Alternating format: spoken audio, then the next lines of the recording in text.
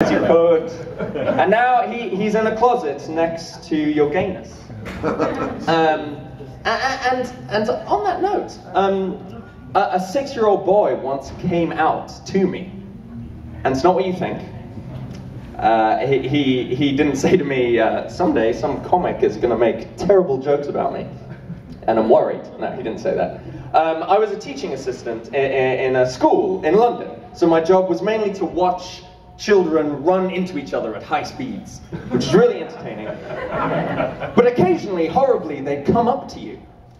And they do that for one reason. They wanted to complain about a trivial event from their recent past that you could no longer do a fucking thing about.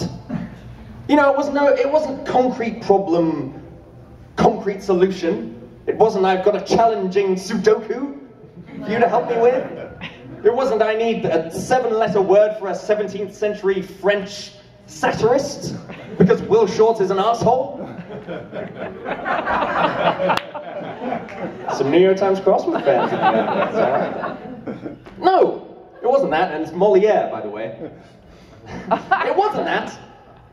It was more like, I feel irrationally upset about life.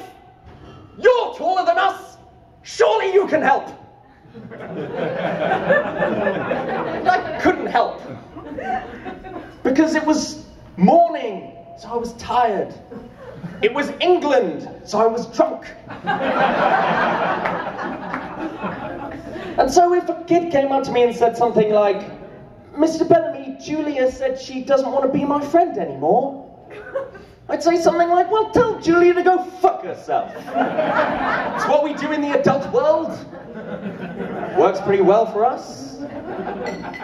But one day, a boy came up to me, and he said, Mr. Bellamy, me and Timmy are gay now. Which was new. And that's also the full coming out as well, you know? That's not just, Dad, I'm gay. That's, Dad, I'm gay, and this is my lover, Julio. I believe you've met. And so I was flattered, but also wary. And so I said, do you know what that means? And he said, it's when two men love each other. Which is beautiful and amazing for a 6-year-old boy. And so I said, wow, yes, that's right. And so you love Timmy? And he said, oh, no! And punched Timmy as hard as he could in the face and ran away. And I think the hero of that joke is society.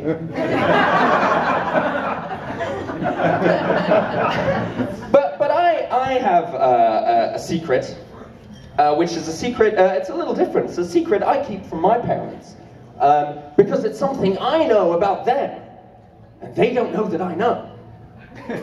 So it's one of those. It's an entirely true story. When I was 15, we went on a family trip to New York City. It was me, my younger brother, he was 12. It was my dad and my stepmom. And we all stayed in the same hotel room.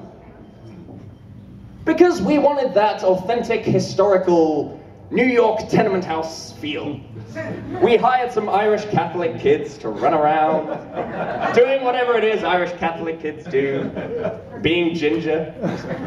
That's what they do, right?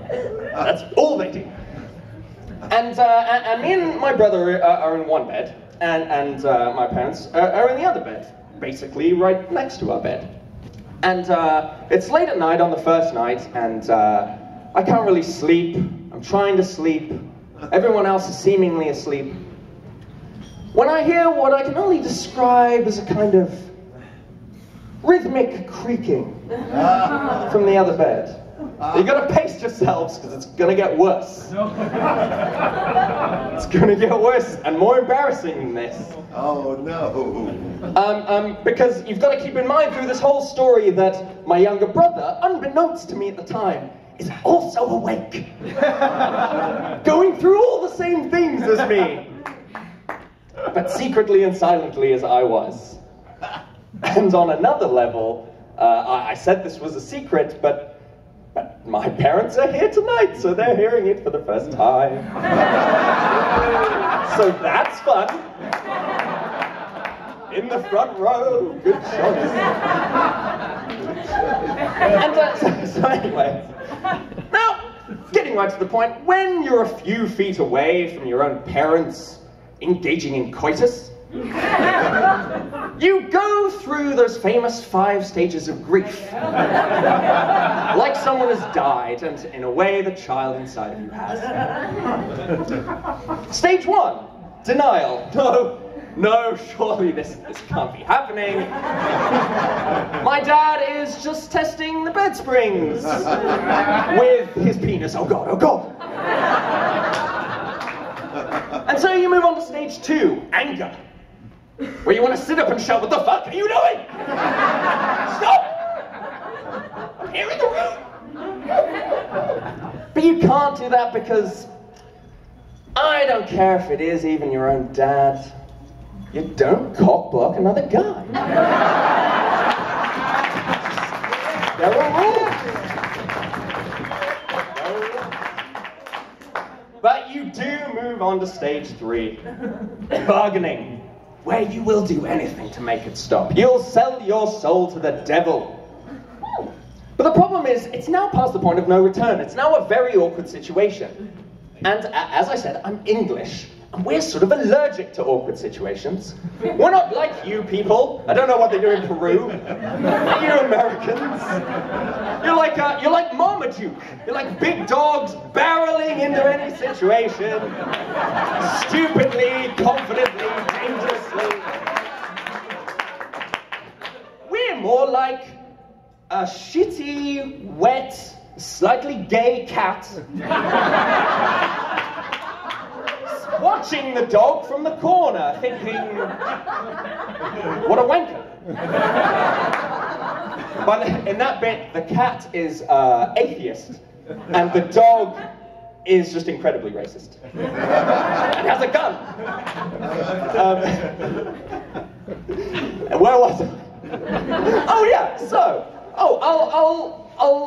I'll approach this in the most English way possible and become a sort of Hugh Grant type figure. Pardon me, I couldn't help but notice that you're fucking. Would you mind awfully not doing that? I'm trying to sleep and I don't want to be scarred for life. But when I heard my stepmother ask my father if he had a condom, I kind of gave up on that plan. And went into stage 4, depression. Despair. And put a pillow over my head and prayed that stage 5, acceptance, would come quickly, as it were. A little pun there, for the quick. But acceptance never did come, and I'll tell you why. It's because I then heard the 5 most harrowing words that I think maybe anyone has ever heard ever. I heard my stepmother say to my father, stop, stop. I'm too dry. Which, fair enough. You can't blame her for that. If I were a few feet away from my own children having sex, not the children having sex, if I were having sex a few feet away from my own children, I would have trouble getting my juices flowing too. It's fair enough. And you know what? I admire her for trying. I admire them for living out the example that they set for me to always try, even if the chances of success are remote. And that's why I'm a stand-up comic. Woo! Give a round of applause to my parents. I've been Ballin.